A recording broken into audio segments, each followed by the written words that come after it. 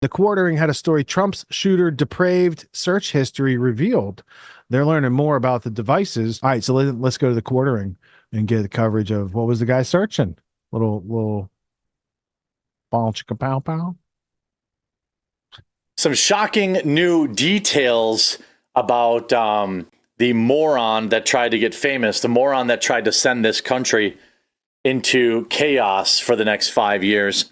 And also more questions. Why have we not got an official answer?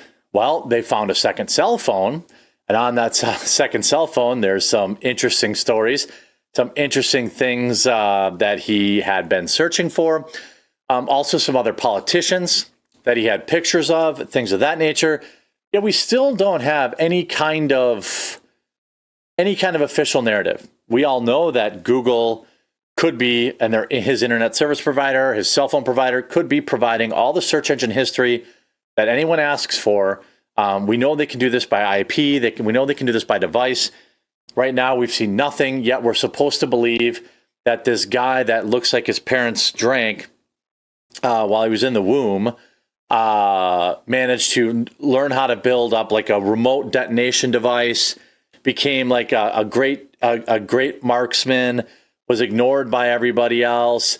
I mean, was able to fly a drone over the rally site ahead of time. I mean, all sorts of absolute nonsense that we're going to get into as a big update here. I do want to remind people that obviously these videos are not well liked by some platforms. So I'm glad I have opportunity to mention a sponsor. This time it's me. It's my coffee company. Fresh roasted on demand, ultra high roast. Now ridiculous coffee flavor. The final we now know the final search history of Lee Tardy Oswald. And what do you think it was?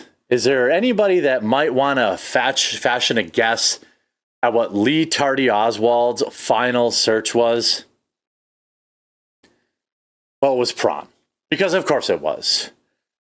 Would-be Trump remover Lee Tardy Oswald looked up prawn not long before he took the shot. The search was the last one he made on his phone, before wounding Trump when he spoke in Butler, Pennsylvania. FBI investigators discovered the search history after finally cracking his encrypted Samsung Android phone days after the attempt. So he had an encrypted phone, too. One final yank. I guess we're all kind of human. I'm guessing it was some sort of inflation stuff that maybe he learned from Count Dankula. Or maybe he was looking up hair plugs. But, I think you have, they had found a second phone that was encrypted. There's so many questions around, first of all, I want to know how this kid built, a remote device that goes boom without any books or any internet search history. I don't believe that he did. Other queries included Princess Kate, as well as her fellow British royals, both Trump and Joe Biden, as well as that loser Crumley. Senior law enforcement whose source told the Daily Beast about the prawn search said it was, quote, not unusual among high-profile people like him. I mean, everybody searches. I'm not really that. I'm curious what kind, Lee Tardy Oswald, what was he gooning to?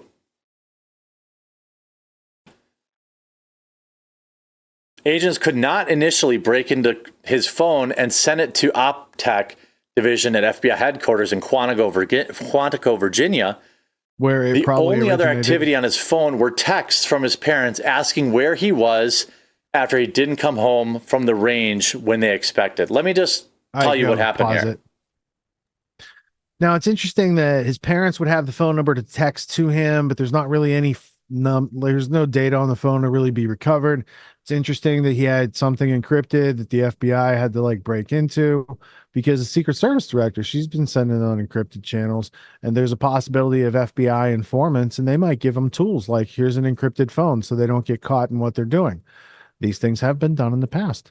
So I find that interesting. Also, as a note for those of you watching in the future or those of you watching at home that don't know what prawn is how people in the 21st century and 2020s had to say, that's how we had to say porn if we didn't want to get demonetized on platforms.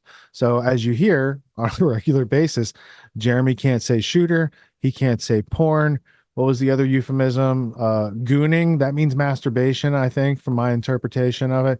So it's like, even in today's internet culture, there's a lot of people who don't feel enough freedom just to be able to express themselves so that they could be understood easily. And code words like the AI is going to pick up prawn as porn and tag it soon too. Like there's no winning. So you might as well just speak your mind and Yeah, that's why speak with Parrhesia. I don't even bother posting my shows on YouTube. I just either unjected or rebunked. Like we don't even bother with YouTube. It's just like there's just no way. I just can't do it. I haven't posted an episode on. In fact, the last video I have on YouTube for rebunks from like 2 years ago, it says I don't post on YouTube. Go to rebunk.news. It's like I don't even bother, dude. Yeah, and that gives people a chance to actually hear freedom. Yeah. But at least on YouTube, we can let them know freedom exists someplace else. It's over there now. I know. I mean, I give you props for doing it. I just the aggravation. I just like, dude, I just don't even want to buy into their game. I just can't even do it. Yeah. Well, it's like saving starfish on the beach. There's too many to save all by yourself, but each one you save appreciates it. That's true. We're making a better world one mind at a time without violating anyone's free will. Speaking of free will, the United States Secret Service director of her own free will would not tell you who the special agent in charge was or who did the advance team. I'm proud to say that GrandTheftWorld can bring to you not only highly detailed timelines.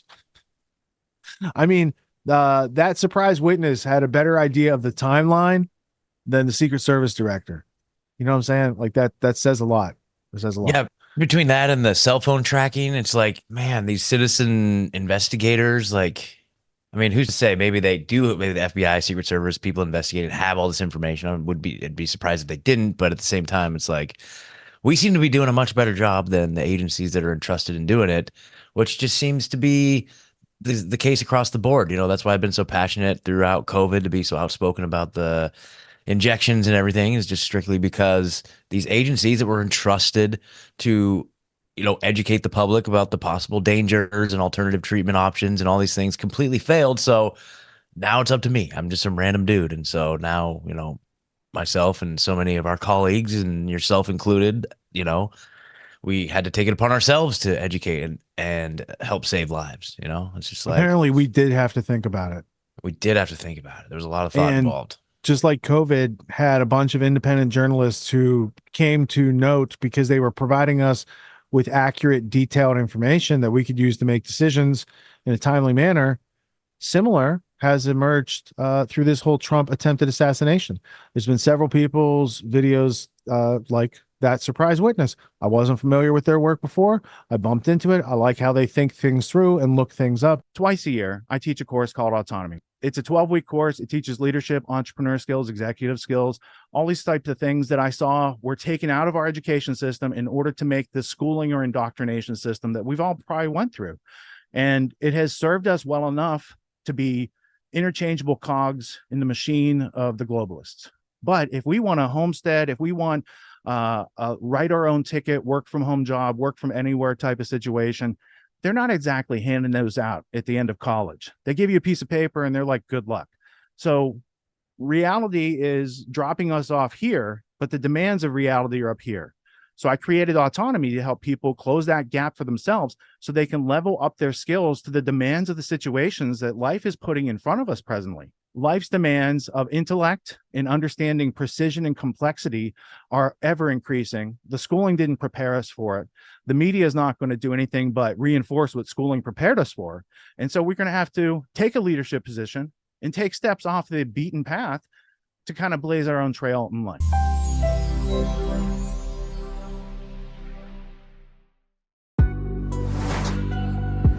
What makes the Grand Theft World podcast unique, invigorating, exciting, and informative? Most other podcasts out there are either doing straight up interviews or they're just covering the daily news. They're covering current events from the day they happened. And that is effective. It's useful.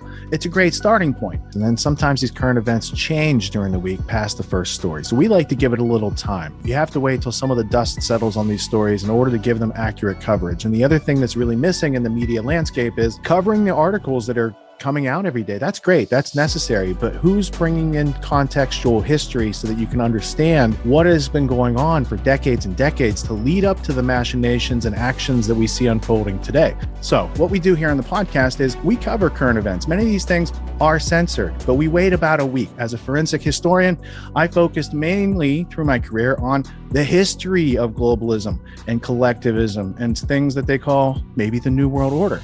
There's a lot of facts to these sort of circumstances, groups, events, activities, working groups that they've had over time. So for Grand Theft World listeners, we not only break down the current events, most of which that are censored during the week, we provide you with contextual history, we give you the source notes, the references, we do deep dives, and this really empowers you with an understanding of context and history so that you can make more informed decisions in your life. There's also a community, a membership where you guys can actually ask questions and we can get into the show and we can share evidence.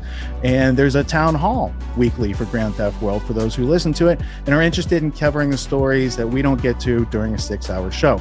Listening to it an hour a day, you could easily consume the week's news, but you're going to have substance and meaning and context and understanding. And with that, you can make higher quality decisions in your life. So if you're interested in more quality in your life, go to grandtheftworld.com, click podcast at the top, and we'll see you there. Thank you. These allegations are false. This isn't Grand Theft Auto, folks. This isn't a video game. What are the most surprising things that you discovered once you started pulling on that thread? Who he was connected to, what institutions he was influential over, what events he participated in? Come on, man. What are we talking about? Come on, man. No. You don't have to think about it, dude. I got this quote because you said you didn't know much about Klaus Schwab. I made it my job to, as soon as this happened, I'm like, okay, this guy's their front man. Let me learn about the official history of the World Economic Forum. I got their 40-year history. I got every book that Klaus Schwab has written or ghostwritten. I went through those books. This is one of the most interesting passages. Come on, man. Come